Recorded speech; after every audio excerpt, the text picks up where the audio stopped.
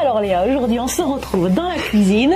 On va faire une petite recette à base de périnée. Tu es partante? Je suis partante. J'ai même amené les épices pour. Parfait. Parce qu'un périnée c'est bon quand c'est pimenté. Tonique. Il faut que ça, tu vois, que ça réveille, que ça... Non, plus sérieusement, on se retrouve dans l'officine de Léa. Et nous allons parler de rééducation périnéale. Moi j'ai une question très importante pour toi Sabrina. Oui. Est-ce que c'est normal d'avoir des fuites urinaires?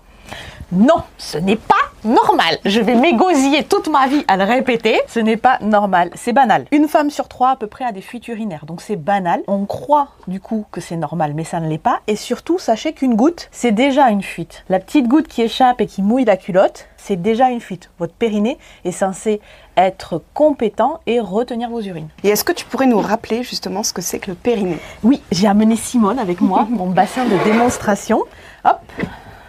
Donc le périnée, c'est toute cette partie-là. Donc là, il n'y a pas les peaux, les téguments, il y a juste la représentation musculaire du périnée. Parce que le périnée, c'est une zone en fait qui va du pubis devant, au coccyx juste derrière et aux ischions sur les côtés. Ça représente un losange en fait. Donc qui ferme par le bas la cavité abdominale. Donc comme la majorité du temps on est debout, le périnée subit les pressions du quotidien et il doit être assez fort, assez compétent pour réagir à ces pressions, pour retenir les urines, pour éviter les descentes d'organes, pour avoir un peu plus de force par exemple quand on a une activité physique, pour avoir un épanouissement sexuel et le tout sans douleur. C'est vrai qu'il y a pas mal d'indications à faire une rééducation périnéale.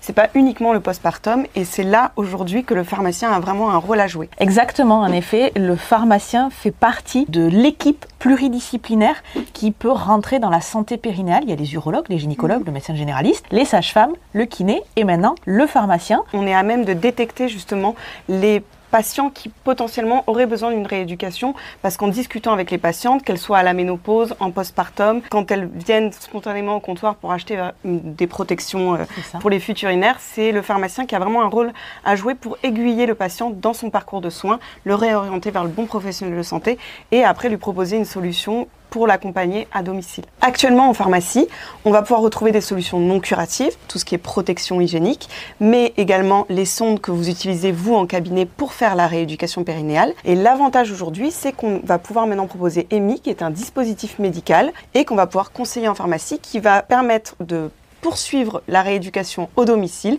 et également d'être utilisé en prévention, notamment dans d'autres indications, comme par exemple pour améliorer le plaisir sexuel. Exactement. Les branches du clitoris sont enchevêtrées dans les muscles périnéaux. On peut le voir là. Exactement. Les branches du clitoris, en fait, elles sont juste ici. Là, on a le gland du clitoris, les piliers du clitoris ici pour qu'ils soient attachés au bassin et les bulbes spongieux, les bulbes clitoridiens qui sont juste ici.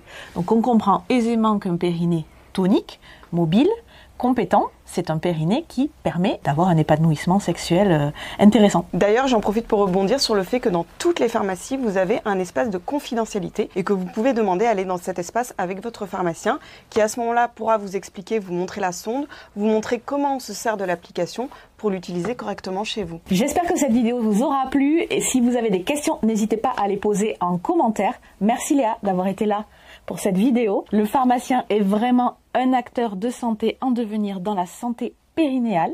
Merci de les avoir représentés. Si vous voulez plus d'informations sur la sonde EMI, vous avez juste là ou là la chaîne de Physimed.